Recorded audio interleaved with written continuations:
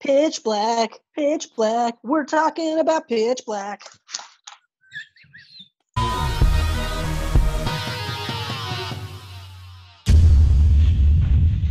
I don't know where that came from. It's 20-year anniversary. You had a little bit of Bad Boys going on there for a moment.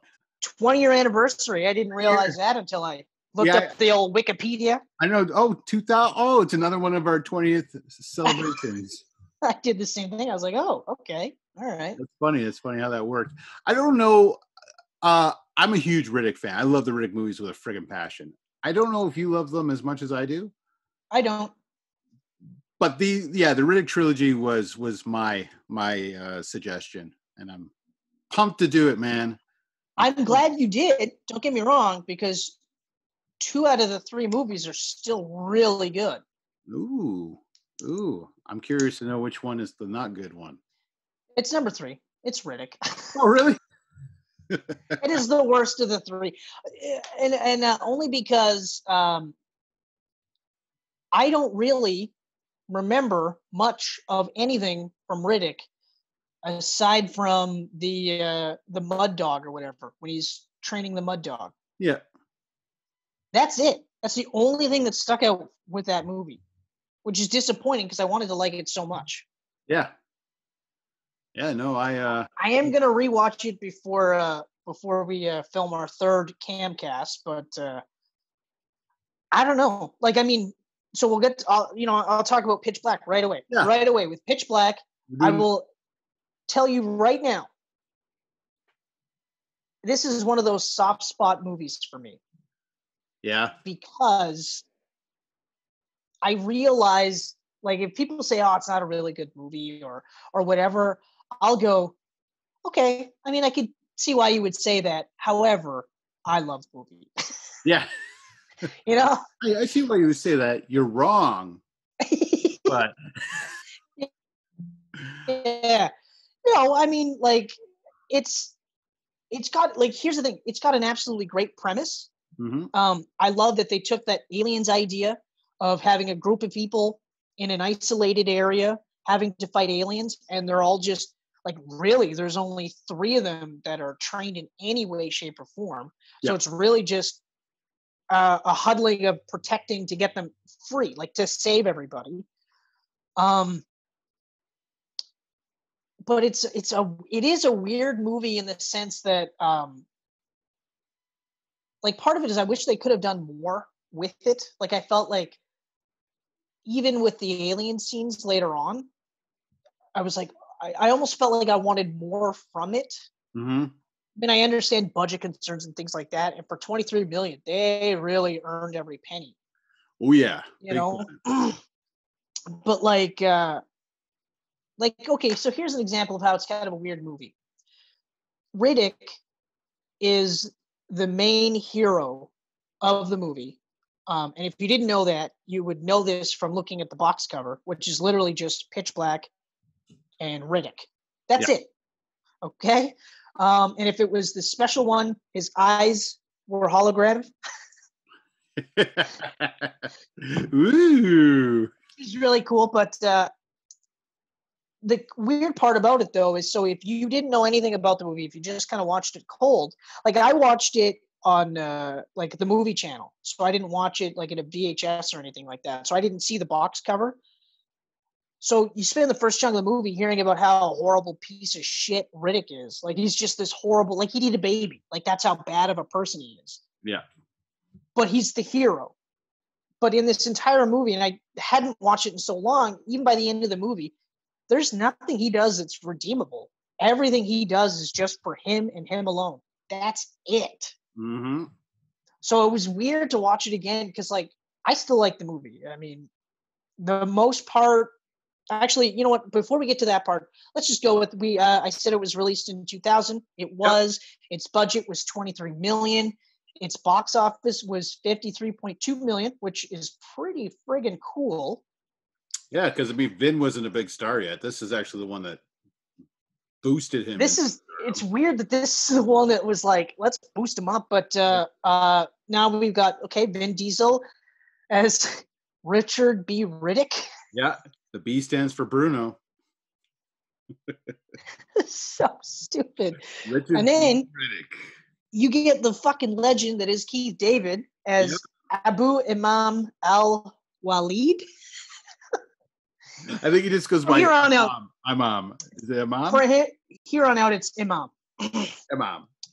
This was the movie that made me first have a crush on Radha Mitchell as Carolyn Fry. Best name in the entire roster here, Cole Hauser as William J. Johns. He should have just been Cole Hauser in real life. Yeah, Hauser.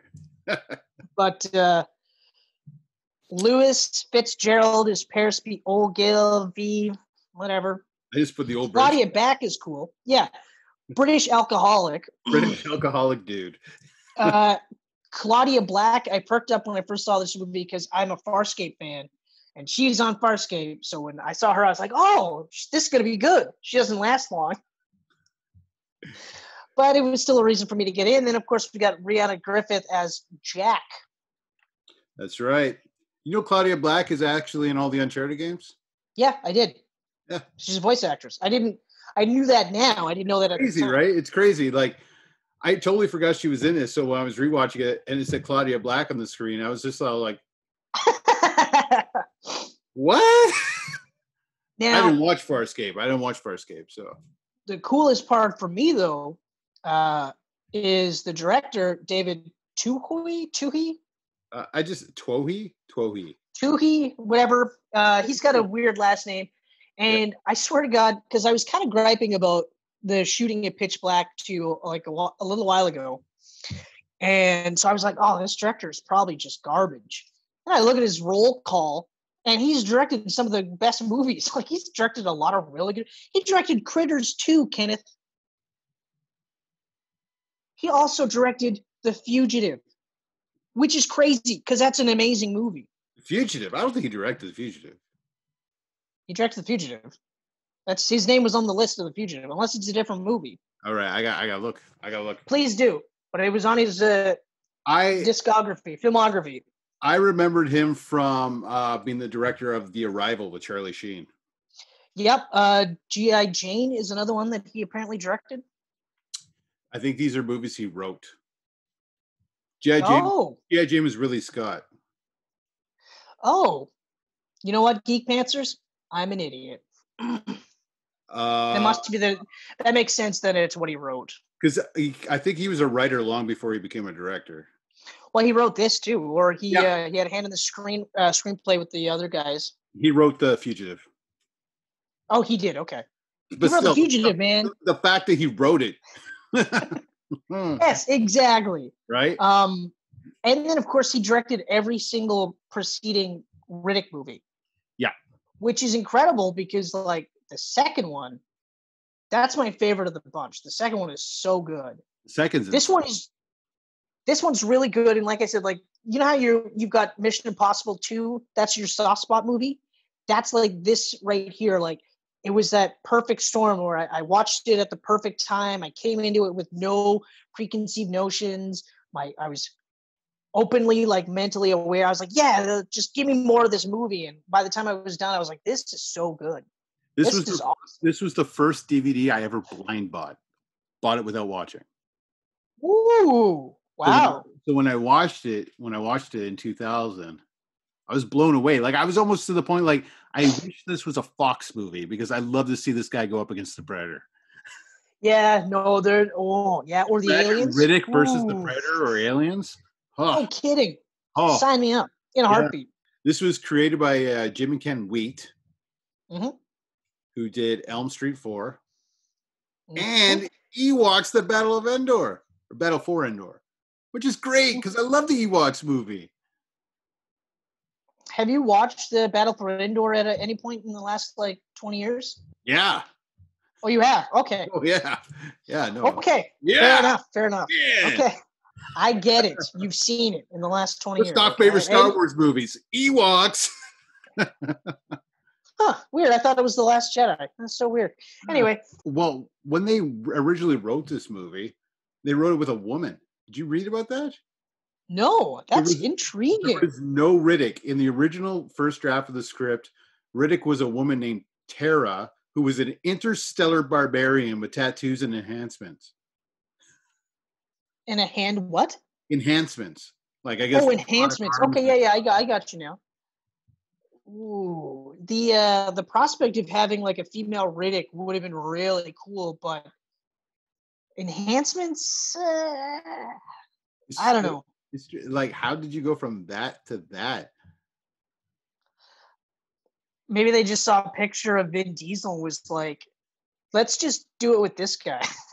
And also David Twohy. Whatever. Yep. He was the original writer on Alien 3. So his unused script from Alien 3 was the beginning premise of this. That's funny. That is actually really funny. Makes sense. Was there like 400 people that were attached to Aliens 3? Until they finally hired David Fincher and then rewrote the whole. And Joss Whedon. Yeah. So we've mentioned Aliens a couple of times. This is clearly an Aliens movie. This is like, but I mean, I like the changes. I actually like the fact that they show up on this planet, they crash land on this planet, and just like trying to figure out what they can do to get off this planet and trying to navigate the weirdness of it. And then they start to realize, oh, there's aliens underneath that are susceptible to light. Oh, okay. As long as we don't go down there, we'll be fine. And then like all 5 of their sons are in a friggin' eclipse. Then you're like, oh, fuck. And then it just got crazy cool. Yeah, it's so cool. Like when Riddick lifts his goggles and he can see them coming. And the noises they make, oh. And he just goes beautiful. Like straight up, this is a 5 out of 5 movie for me. I love it so much. It's 5 out of 5 for me. Like even when I was griping about the weird cuts and stuff. Yeah. It's for that one scene, and then I didn't see it again. And also, I don't know. I think it might have been the mood I was in because I finished watching it. I was like, man, this is so good. Like it's just so good. Yeah. Like it's one of those movies where it's a fun movie, but it's not a dumb movie either. Like there's not really like plot holes or anything. It's pretty much just a fairly succinct. They end up on a planet. They find weird aliens. Realize okay, aliens can only move around at night or in the dark. Fine. Then the sun goes out, and they're like, fuck. Yeah, we have to get off this planet. And then it's just like minor interplays between the rest of the characters, but really like. The one thing I thought that was the most interesting this time around was they really played up Riddick as more of like the devil in this movie, because he's constantly tempting Fry with just saying, fuck him, let's just leave. Yeah. Let's just leave right now. You know, and she had already at one point when the ship was going down tried to release the passengers so there'd be less weight. So she was already willing to sacrifice people. Yes. You know, so I was like, oh, that's kind of interesting how they played it like that. And even at the end, like Riddick doesn't go back because he wants to do the right thing. He just goes back because he's just like intrigued by her. He's so intrigued. He's like, would you die for her? And she's like, I would try for them. Try. And he's like, would you die for them? And she's like, yes, I would. And it's just interesting. Yeah, he's just like, well, let's see how this plays out, okay? I was like, oh, okay. So like I said, because they don't shy away from it. They actually, like I joked about how you like eat a baby, but I wouldn't be surprised if that was one of the lines that they cut where they were just like, he once ate a baby just because. He was hungry. You know, like baby was crying, he was hungry, baby stopped crying shortly after he ate it. Done. You know, visually though, the aliens looked awesome. Oh, they're so cool, that hammerhead style.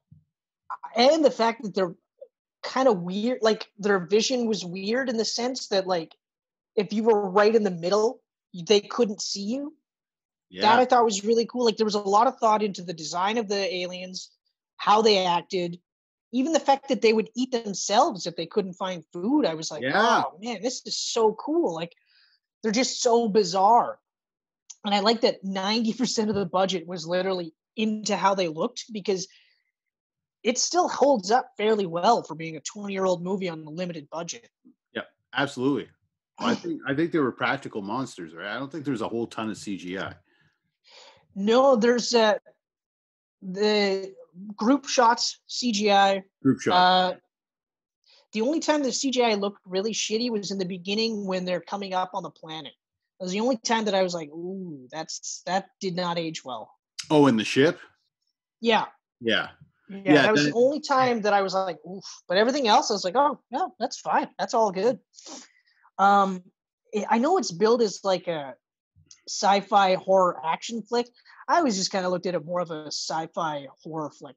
I never really classified it as an action flick.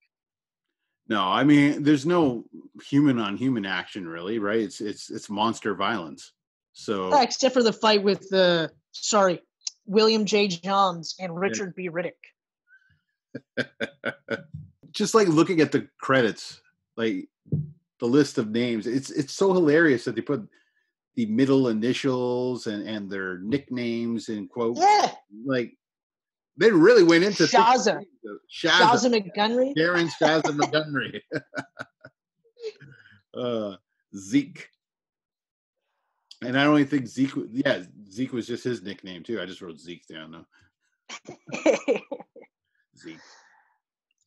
I mean, yeah, like I said, like this would be like my Mission Impossible 2, where I could acknowledge if you like ripped it apart and said, "Oh, yeah, but this is dumb and this is dumb," I would be like, "Yeah, okay, I hear all the things you're saying, every single thing that you've said. Yeah, I still love the movie."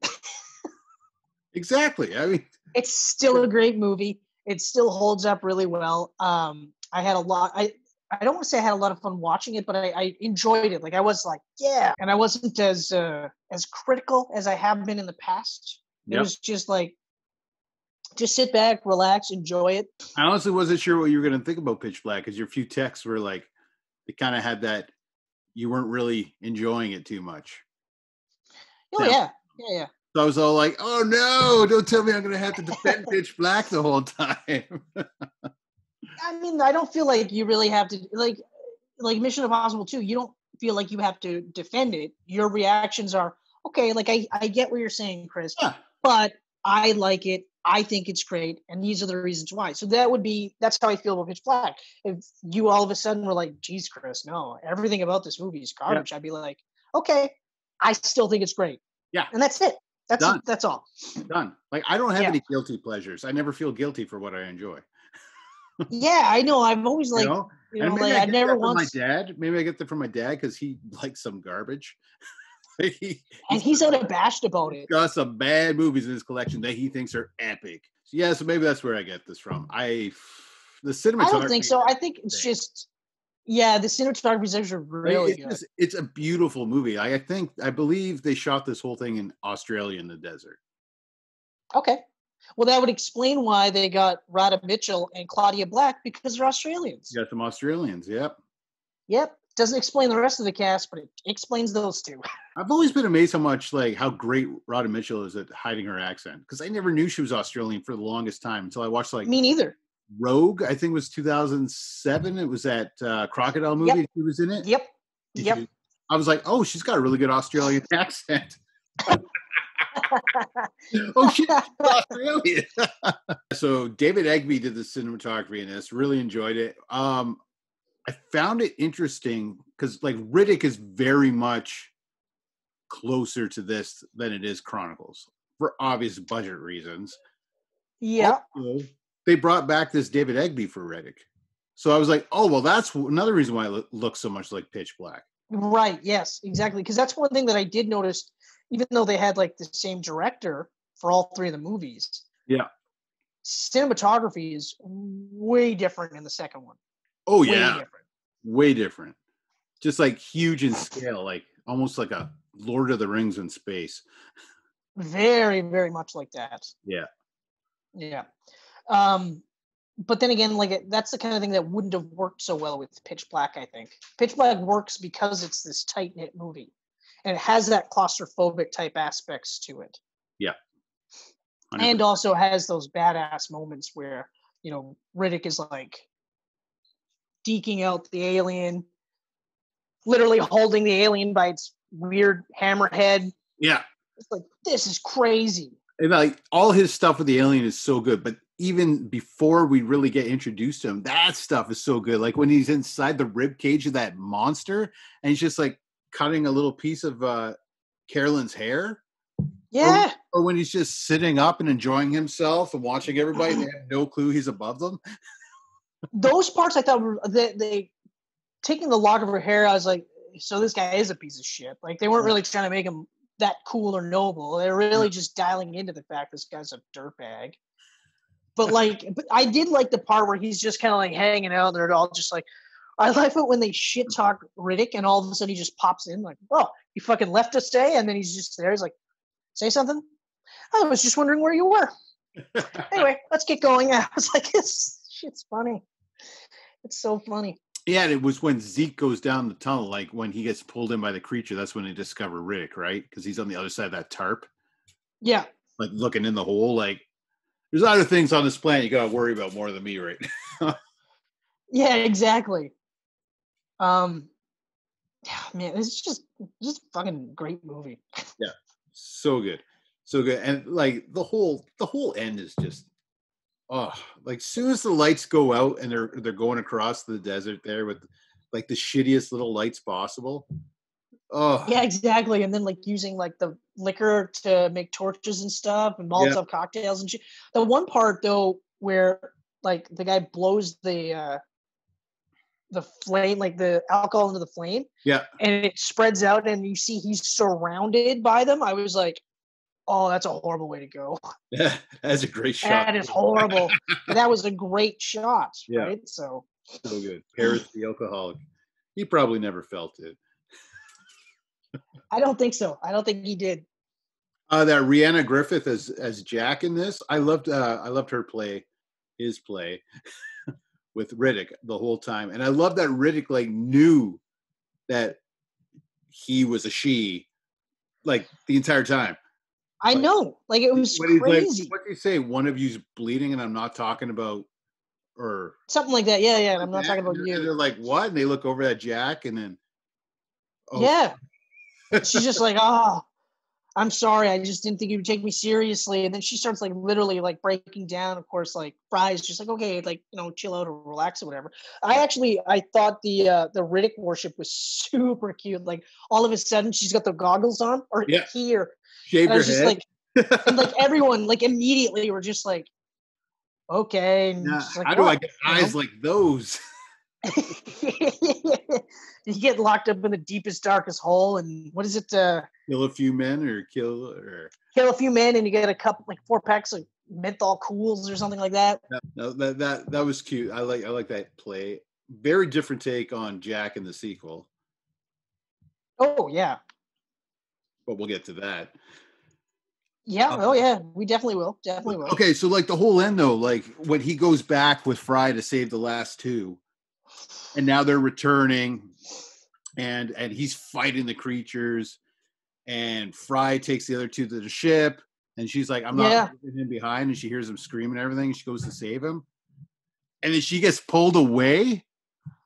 She gets gutted first. Oh, to this day, I still watch that scene and go, I can't believe they did that.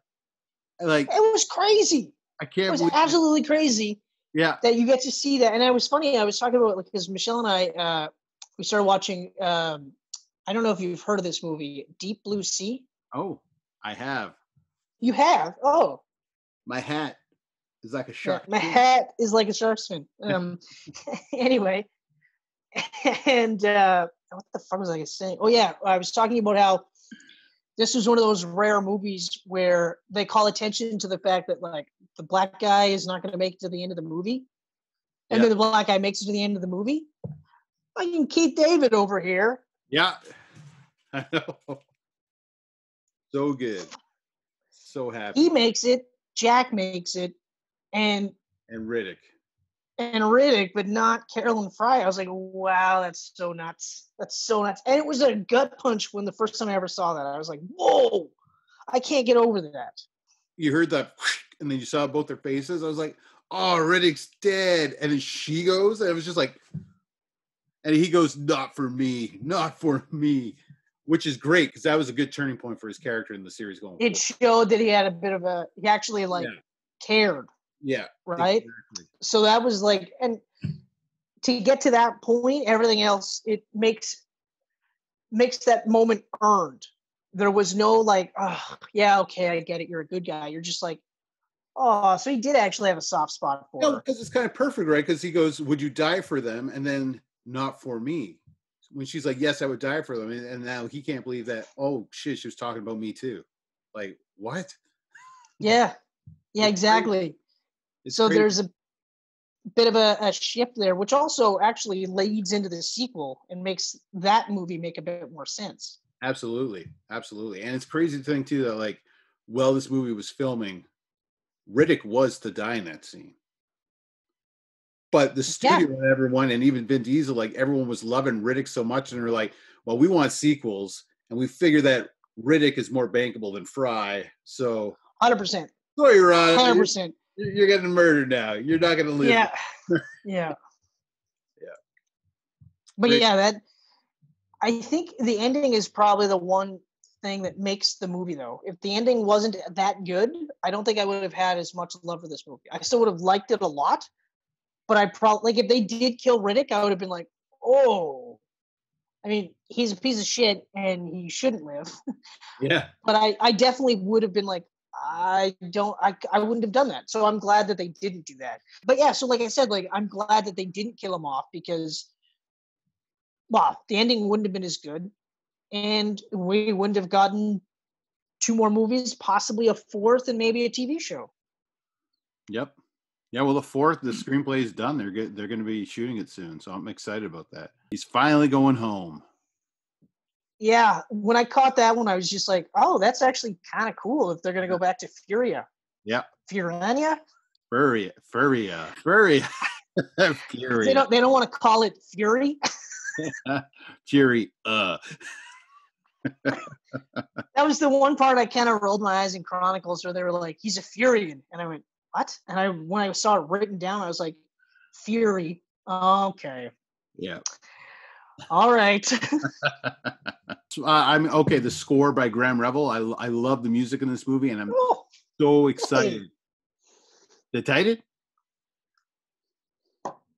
Oh, look at Ken.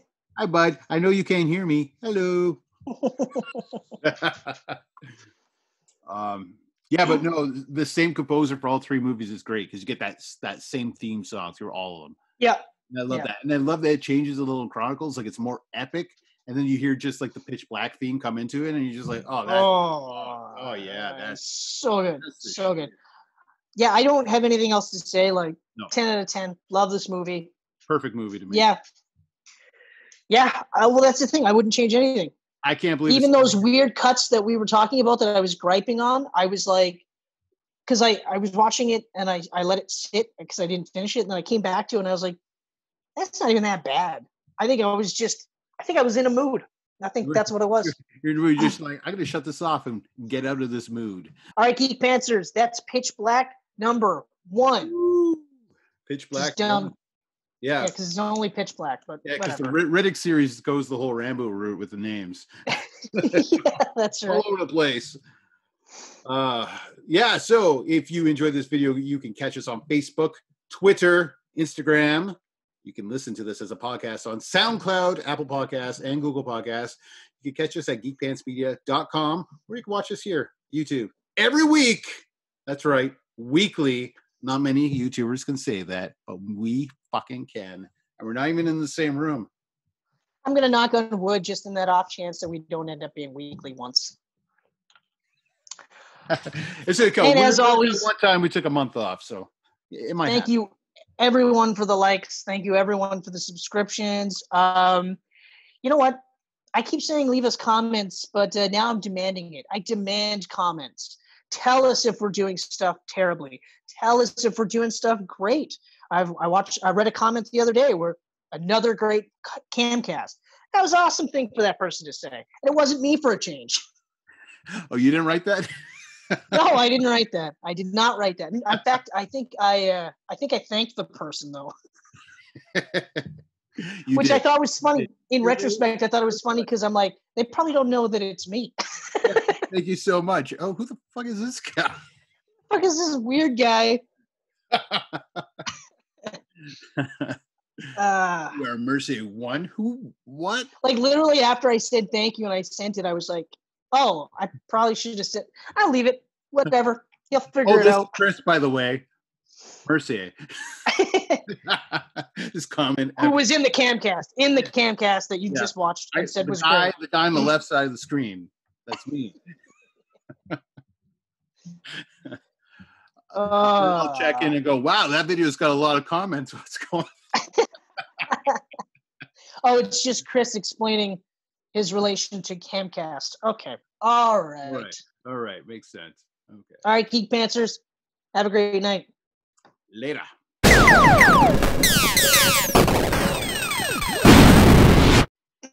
Later. Later.